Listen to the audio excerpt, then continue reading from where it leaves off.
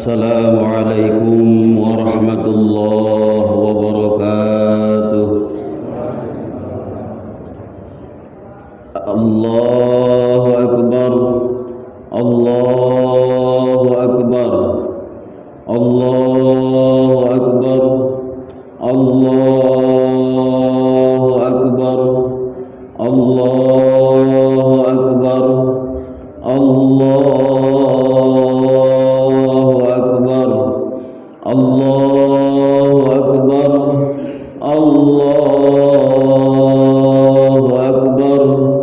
Allahu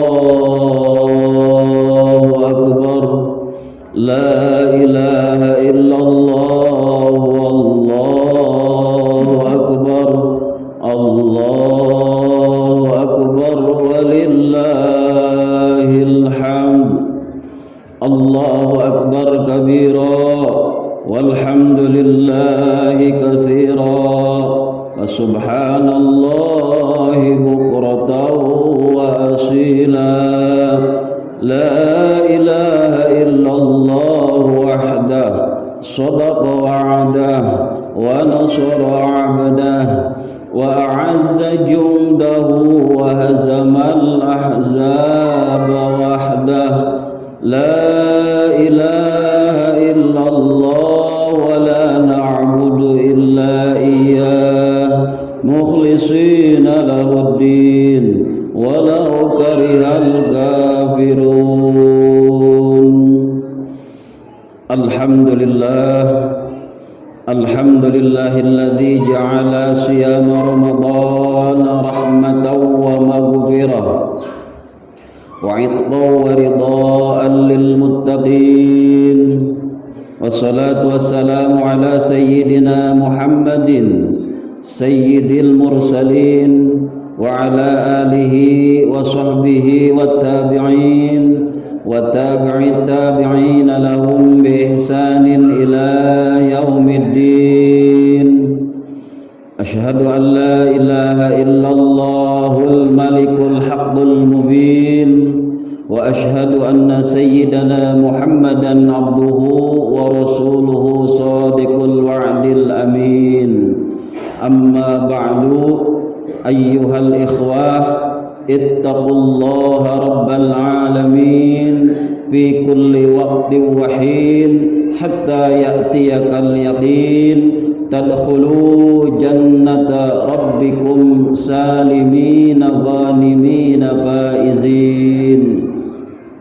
A'udzu billahi minasy syaithanir rajim. Bismillahirrahmanirrahim. Falaula fadlullahi 'alaikum wa rahmatuhu lakuntum minal khasirin.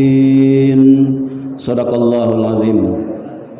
Allahu Akbar, Allahu Akbar, Allahu Akbar, walillahil hamd. Hadirin rahimakumullah, mangga urang sami-sami ningkatkeun keimanan sinareng katakwaan urang ka Allah Subhanahu wa taala. Dipalar keimanan sinareng katakwaan ieu sing janten hiji modal kangge urang sadayana dina raraga urang ngahontal bagja dunya oge bagja akhirat jaga. Amin ya Allah ya rabbal alamin. Hadirin nu sami-sami rawuh, asa cikeneh urang teh ngalaksanakeun puasa Ramadan.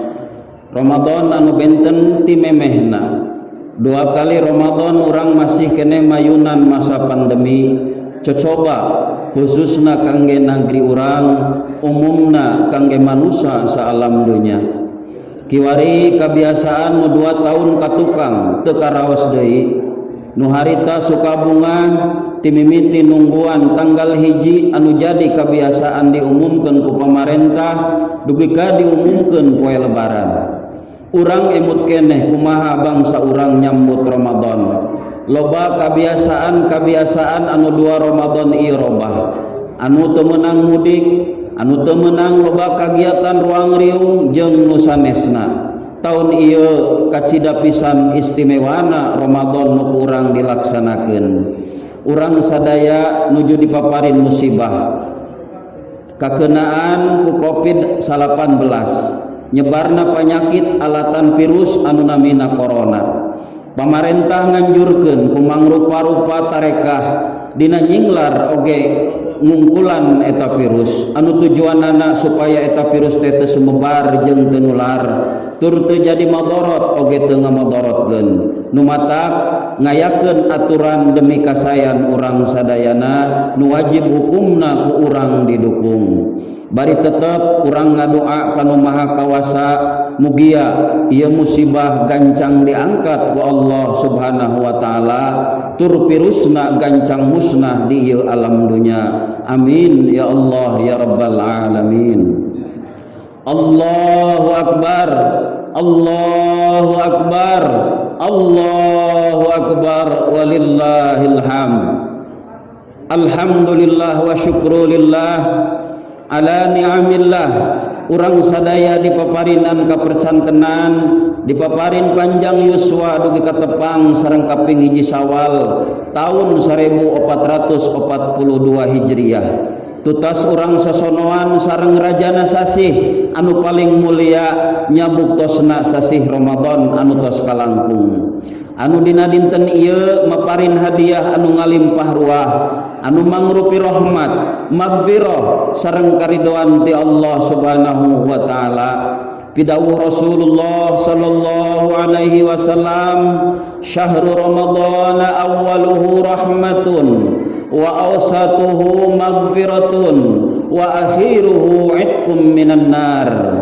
Bulan Ramadan teh awalna nyaeta dilungsurkeun rahmah, pertengahanana dilungsurkeun magfirah, dina panuntunganana dibebaskeun tina seuneu neraka. Mudah-mudahan urang sadayana kalebet kana golongan jalmi-jalmi anu kaunggel, kalebet anu kenging kaunggel pidawuh Rasul munggaran. Amin ya Allah ya rabbal alamin.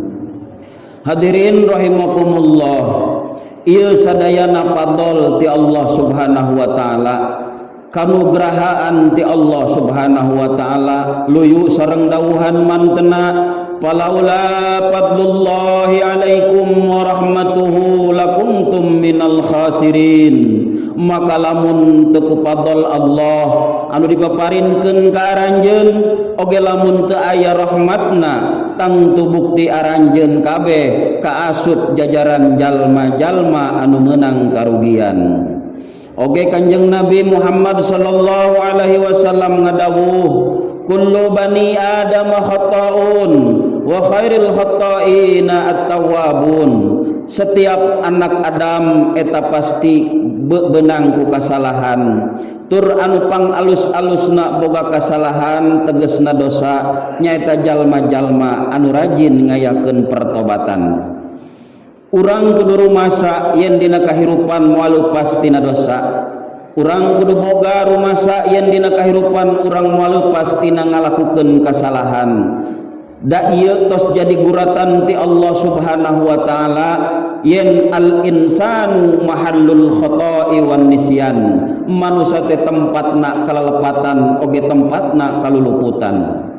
Makhluk anu salamina maksiat nyaeta setan anu dikadalian ku pimpinanana tegesna iblis. Sedengkeun makhluk anu sering ngalakukeun jeung salamina taat nyaeta para malaikat. Ari makhluk anu sakapeung maksiat sakapeung taat nya urang nu ngaranna manusia. Di mana manusia migawe maksiat maka eta teh kasipatan ku pasipatan iblis. Di mana manusia migawe taat maka eta manusia keur kasipatan ku sifat malaikat. Tina sapalih anugerah Gusti Allah urang dipaparinan hiji tempat atanapi hiji fasilitas anu eta kasalahan, anu eta dosa teh bisa jadi kiparotan, bisa dipupus ku urang midamel perkara-perkara anu luyu dipidawuh ku Rasulullah Muhammad sallallahu alaihi wasallam. Dawuhanana as-shalawatul khamsu wal jum'atu ilal jum'ati wa ramadhanu ila ramadhana wal umratu ilal umrati wal hajju ilal hajji mukaffaratun lima bainahunna. Salat 5 waktu eta teh mupus kana dosa nu aya antara salat ka salat. Salat Jumat oge bisa mupus kana dosa antara jumaah ka jumaah. Ramadan oge bisa mupus kana dosa antara Ramadan ka Ramadan deui. Kitu kene umroh ngahapus kana dosa di antara umroh ka umroh deui. Oge ibadah haji mupus dosa anu dilakukeun di antara ibadah haji ka ibadah haji sejenna. Dauhan Rasulullah, dauhan Allah Subhanahu wa taala deui, innal hasanati yudhibnas sayyiat. Saestuna ari pirang-pirang amal anu alus eta mupus kana pirang-pirang kagorengan. Ieu dauhan Allah mere embar ka urang sadayana, maparin wawaran ka urang sadayana yen umatna Kanjeng Nabi Muhammad sallallahu alaihi wasallam dipaparin kaistimewaan pondok umurna tapi ibadahna kacida badag dina wawalesna. Ieu hal teh kasinugrahan kangge urang sadayana, tur ieu kudu disyukuran ku urang sadayana. Sabab sajaba amal soleh bisa ngahupus kana amal salah, ngiparatan kana dosa. Ieu minangka hiji kaistimewaan ti Allah ka umatna Muhammad. Yen nalika urang tepung jeung bulan Rajab urang loba ibadah, maka ibadahna dilipat gandakeun 70 kali lipat. Lamun urang bulan Sya'ban tepung sareng bulan Sya'ban, maka ibadah-ibadah urang ditingkatkeun kali lipatna jadi 700. Kitu keneh lamun urang tepung sareng Ramadan, wawales ibadah urang sadayana dilipat gandakeun jadi 1000 kali. Eta teh mangrupakeun anugerah kangge urang khususna umatna Kanjeng Nabi Muhammad sallallahu alaihi wasallam. Ku hal eta pisan urang kudu syukuran, ku cara nu kahiji urang teh kudu zikrun ni'ami, ngemut-ngemut nyebutan tahadus bi nikmah kana rupa-rupa kanikmatan anu tos dipaparinkeun ku Allah Subhanahu wa taala ka urang sadayana. Anu kadua urang kudu zikrul mun'ami, urang kudu nyebut-nyebut kana jenengan Allah ku cara urang getol maca Quran, ku jalan urang macakeun Asmaul Husna ku zikir, dijantenkeun zikir. Sajabi teh eta urang ngadawamkeun kalimah-kalimah thayyibah, tasbih, tahmid, tahlil sareng sabangsana. Teras anu katilu sorpun ni'ami, urang kudu ngamanfaatkeun kanikmatan anu dianggo ibadah ka Allah anu tos dipaparinkeun ka urang sadaya, ieu anu disebat syukur. Teras anu terakhir urang kudu taatul mun'ami, tegasna urang kudu taat ka Allah anu tos maparin kana kanikmatan kanipatan saban waktu saban wanci bareng kaluarna kajerona napas urang sadayana. Lamun ku urang diukur ibadah-ibadah urang males kana nikmati Allah Subhanahu wa taala, hammo cumpon ibadah urang pikeun males nikmati Allah Subhanahu wa taala. Nu matak lamun seug aya kasempatan anu istimewa, boh waktu, boh tempat, yuk urang gunakeun samistina. Sabab eta pisan kaistimewaan anu dicawiskeun ku Allah Subhanahu wa taala dina raraga urang syukuran kana kahirupan anu tos dipaparinkeun ku Allah Subhanahu wa taala. Mugia amaliyah urang sadaya anu diparantos dilaksanakeun di antawisna ibadah saum Ramadan aya dina panampian Allah Subhanahu wa taala, tur tiasa mupus kana dosa urang sadayana sarta kenging pahala anu berlipat ganda, kenging predikat sehingga urang bisa ngarawat kana rahmah, magfirah sareng ridho Allah Subhanahu wa taala, utamina urang jadi penghuni ahli syurgana anjeuna. Amin ya Allah ya rabbal alamin. Hadirin rahimakumullah, Rasulullah sallallahu alaihi wasallam parantos ngadawuh dina hadis qudsi, yen Allah ngadawuh di mana-mana umat Islam rengse tamat puasa tuluy isukna kaluar ti imahna nuju ka patempatan salat Id, maka Allah ngadawuh, yeuh malaikat saksian ku aranjeun kabeh, kami geus ngahampura kana dosa-dosa maranehna saperti orok nu kakara lahir ti indungna. Di antara kitu ieu istilah jadi kasebut yen poe tanggal hiji Syawal teh kalebet anu disebat Idul Fitri nyaeta balik deui kana kasucian bebas tina dosa-dosa. Ja'alanallahu minal aidina wal faizin taqabbalallahu minna wa minkum siyamana wa siyamakum amin ya Allah ya rabbal alamin. Allahu akbar, Allahu akbar, Allahu akbar, walillahil hamd. Makhluk anu dilaknat ku Allah subhanahu wa ta'ala anu namina iblis laknatullah, nu jadi rajana para syaitan, anu baris ngahancurkeun kana kabagjaan urang ayeuna. Sakumaha dawan Kanjeng Nabi Muhammad sallallahu alaihi wasallam, inna iblisa alaihi la'natu yusihu fi kulli idin. Saestuna iblis anu dilaknat ku Allah sok ngajerit maratan langit ngocek maratan jagat dina tiap-tiap poe tepungna sareng Idul Fitri. Tuluy balad-baladna kumpul bari naros nanya ka eta iblis, yen dina poe ieu Allah maparin panghampura ka ieu umat, jadi maraneh kudu nyieun deui umat ieu teh sing ngalajur nafsu ngumbar kahayangna tur sasabkeun maranehna ku inum-inuman keras jeung sabangsana, sehingga Allah mikangewa deui ka maranehna tutas ngalaksanakeun ibadah dina bulan Ramadan. Ku hal ieu pisan urang kudu ati-ati, urang ulah teuing ngalajur kana hawa nafsu tutas urang merangan hawa nafsu salila sabulan kamari dina bulan Ramadan. Ulah urang ngayakeun acara-acara pesta-pesta anu di jerona bertentangan sareng agama, sabab ieu pisan anu diwanti-wanti ku Rasulullah sallallahu alaihi wasallam. Ijtahidu yaumal fitri fi sadaqati wa amalil khairi wal birri minas salati waz zakati wa tasbihi wa tahlili fa innahu al yawmal ladzi yaghfirullah fihi dzunubakum wa yustajibu du'aikum wa yanzuru ilaikum birrahmah.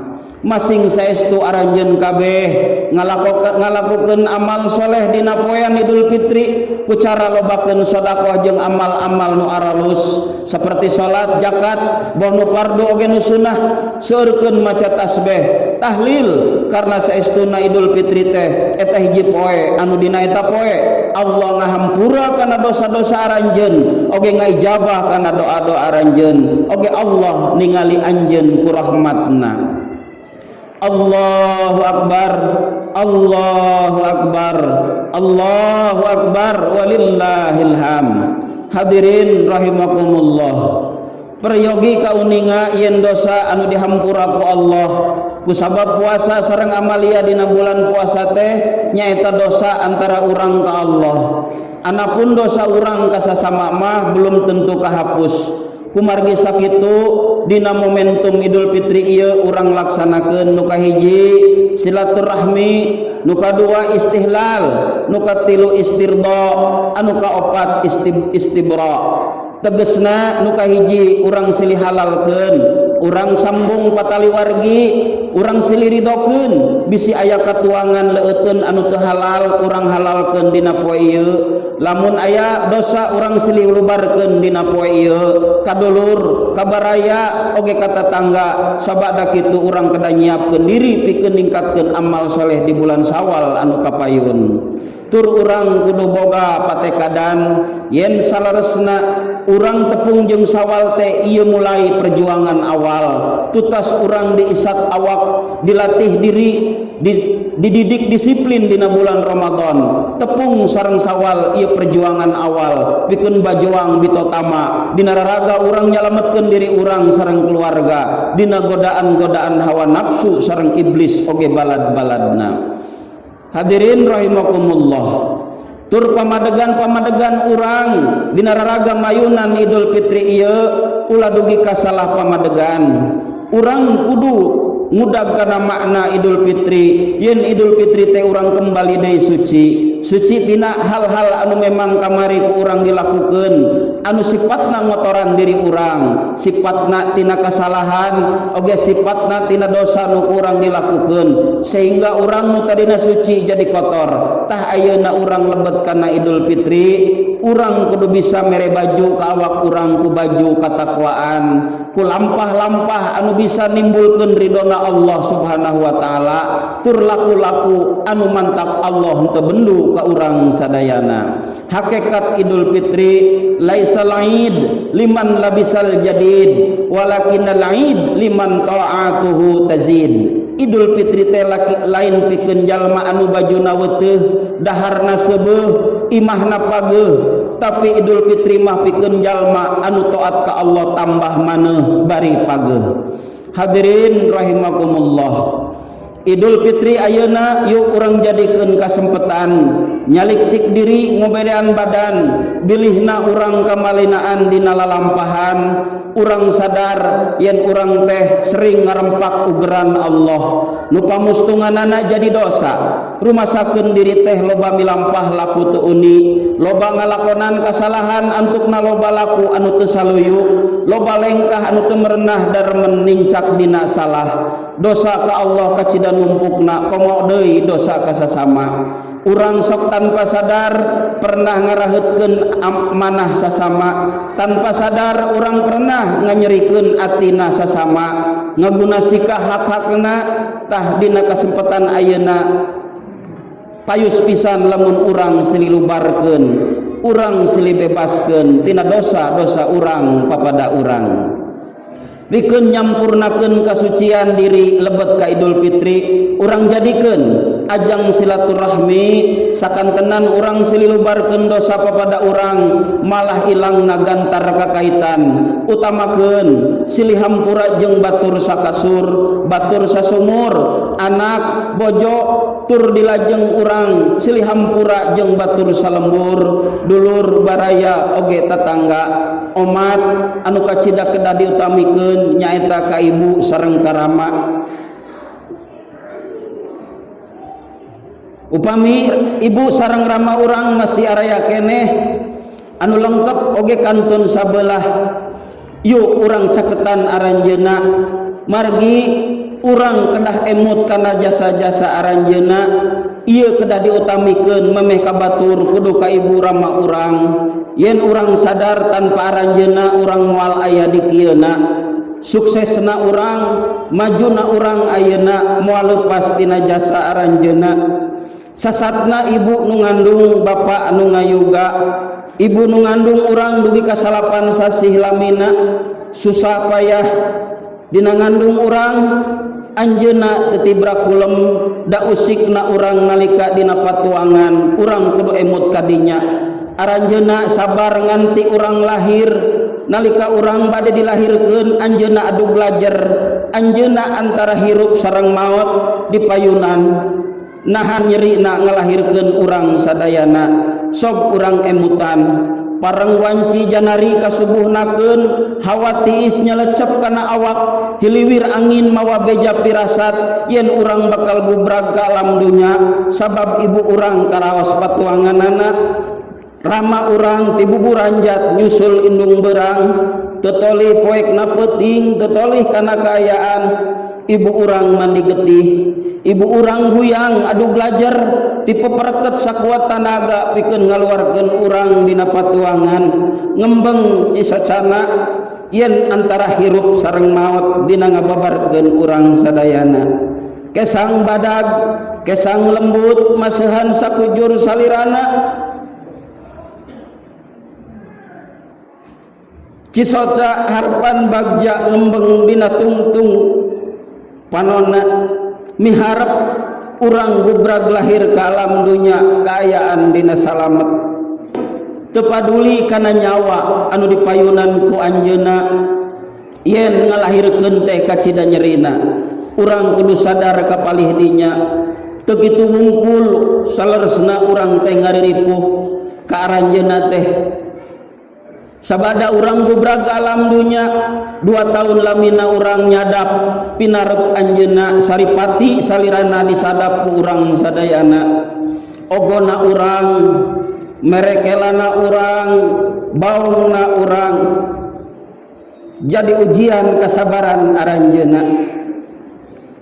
aranjeunna tetibra kulom teu wareg tuang leueut hiji harapan urang salaku anakna mendak jeung bagja matak lamun sok aya babasaan anu payus tur pantes kabagja kolot bisa jadi kabagja anu jadi anak tapi kabagja anak acan tang tu jadi kabagja kolot banda kolot bisa jadi banda anak tapi banda anak acan tang tu jadi banda kolot ku hal sakitu kolot mah kadang lamun ayeuna tepung sareng sawal lain ambaringkung babawaan anu dipiharep tapi longokan urang silaturahim urang ka anjeunna sabab ambaringkung babawaan urang mah teu dipiharep pisan tapi kuningali bagjana urang anjeunna ge otos bagja pisan ieu pisan momentum urang dina kasempetan ayeuna sabab urang teh ngaraoskeun asa kamari diaais ku anjeunna digagandong ku ibu sareng bapa urang dipapangku dinangna dinengne asa kamari urang diajarkeun nyarita diajarkeun lempang urang diawur ku pangasuh nu kacida saestuna diaais ku asih nu wening berang jadi carita peuting jadi kaimpi dina pareng urang katarajang teu damang urang emut dampal panangan aranjeuna bagilir musapan tarang urang musapan awak urang lisana teu leupas tina ngadoa ka Allah Subhanahu wa taala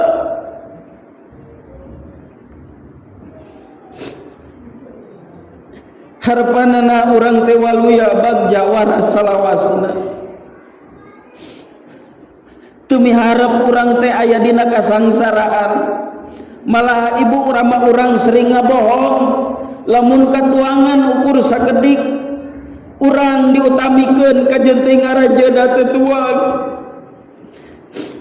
pangabutuh urang dicomponan ka jenting pangabutuh aranjeuna ditinggalkeun estuning teu aya handeuleum pikeun neundeun ka nyaah aranjeuna teu aya hanjuang pikeun jadi simpenan panundaan tina kaasih aranjeuna estu badag pisan jasa-jasa aranjeuna kangge urang sadayana nu matak payus dina momentum Idul Fitri ayeuna pikeun ramana nu masih keneh aya boh anu masih sabeula mangga geura sumpingan aranjeuna geura tubruk lawanana suhunkeun jian pangdoana suhunkeun hampurana rumaoskeun yen urang teh seueur nganyeri batan babakti ka aranjeuna urang suhunkeun ka asihna urang suhunkeun ka ridona sabab jalan pisawargaeun masih keneh ngageblai muka pikeun ibu rama anu masih keneh araya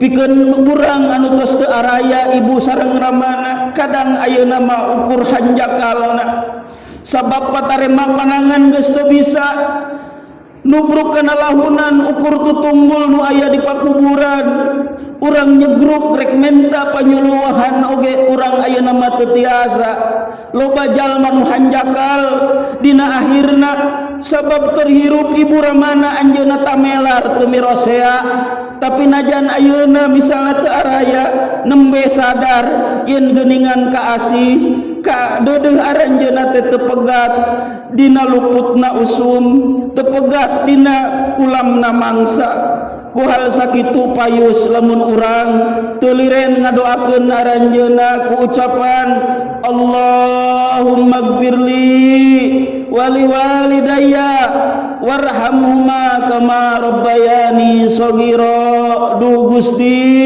hampura abdi hampura dosa ibu rama abdi pika welas pika asih aranjeuna sapertos anjeuna mika asih abdi abdi sadaya ti alit dugi ka abdi sawawa dewasa ulah liren ngadoa ka aranjeuna sabab anjeunna ge teu liren ngadoakeun urang sadayana.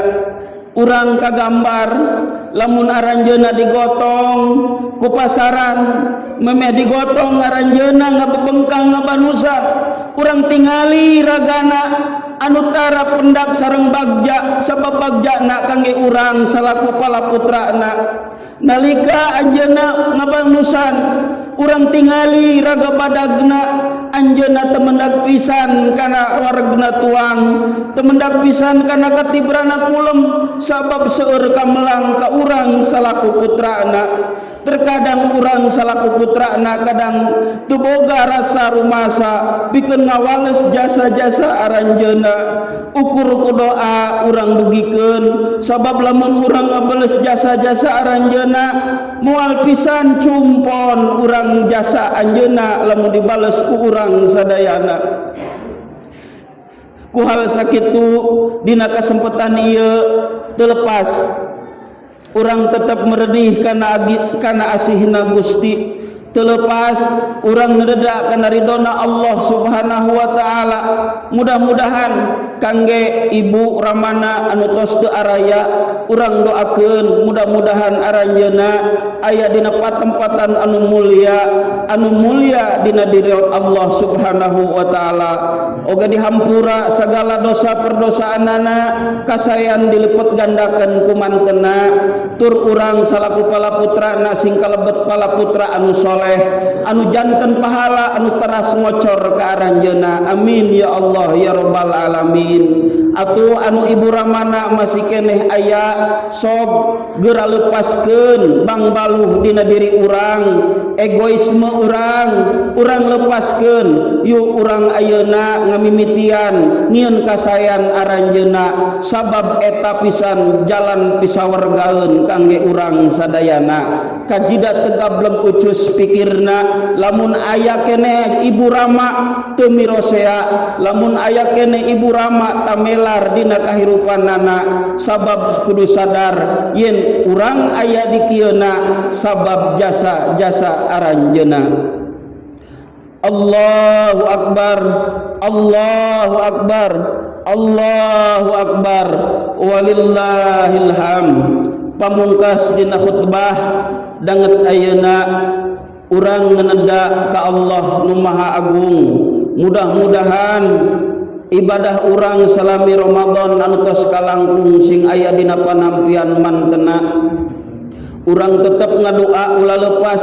Mudah-mudahan urang dikiatkeun kaimanan sinareng katakwaan urang, oge urang sing diistiqomahkeun dina ibadah ka mantena. Tur urang tetep miharep yen dina panungtungan hirup urang sadayana sing aya dina husnul khatimah. Amin ya Allah ya rabbal alamin. Barakallahu li wa lakum, ja'alana Allah wa iyyakum minal a'idin wal faizin wal maqbulin wa adkhalana wa iyyakum fi zumrati ibadihi salihin.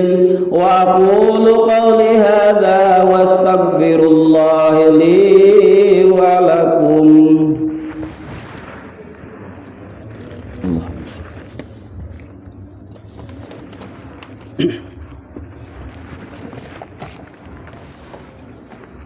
Allahu akbar, Allahu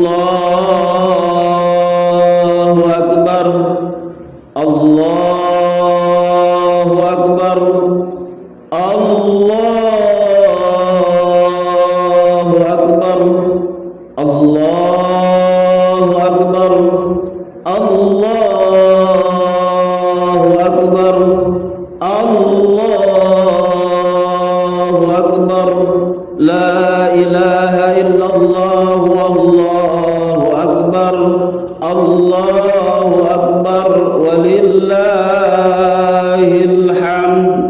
Alhamdulillah, alhamdulillahi wahibil atiyah, wassalatu wassalamu ala khairil bariyah sayyidina Muhammadin wa ala alihi wa ashabihi dhawil qudusiz zakiyah. Salatan wa salaman daimaini mutalazimaini القيامة أشهد أن لا إله إلا الله وحده لا شريك له وأشهد أن سيدنا محمدا عبده ورسوله لا نبي بعده أما بعد أيها الحاضرون اتقوا الله في السر والعلانية لعلكم تفلحون أعوذ بالله من الشيطان الرجيم إن الله وملائكته يصلون على النبي يا أيها الذين آمنوا صلوا عليه وسلموا تسليما اللهم صل على سيدنا محمد وعلى آل سيدنا محمد كما باركت على سيدنا إبراهيم وعلى آل سيدنا إبراهيم في العالمين إنك حميد مجيد برحمتك يا أرحم الراحمين آمين يا رب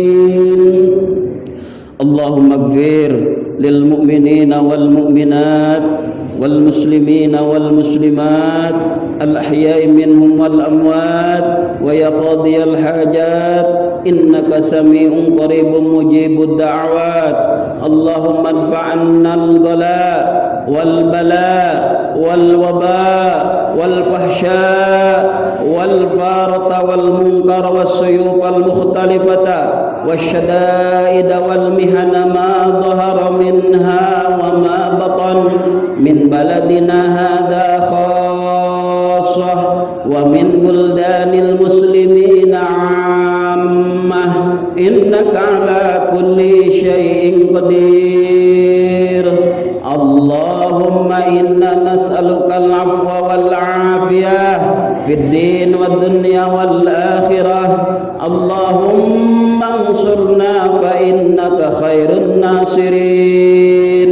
وافتح لنا فإنك خير الفاتحين واغفر لنا فإنك خير الغافرين وارحمنا فإنك خير الراحمين وارزقنا فإنك خير الرازقين واهدنا ونجنا من القوم الظالمين اللهم اجعلنا من العائدين والفائزين والمقبولين واجعلنا من أهل الجنة مع الأبرار من النبيين والصديقين والشهداء والصالحين وأهل طاعتك أجمعين من أهل السماوات والأرض برحمتك يا أرحم الراحمين اللهم اغفر لنا ذنوبنا ولوالدينا ولجميع المسلمين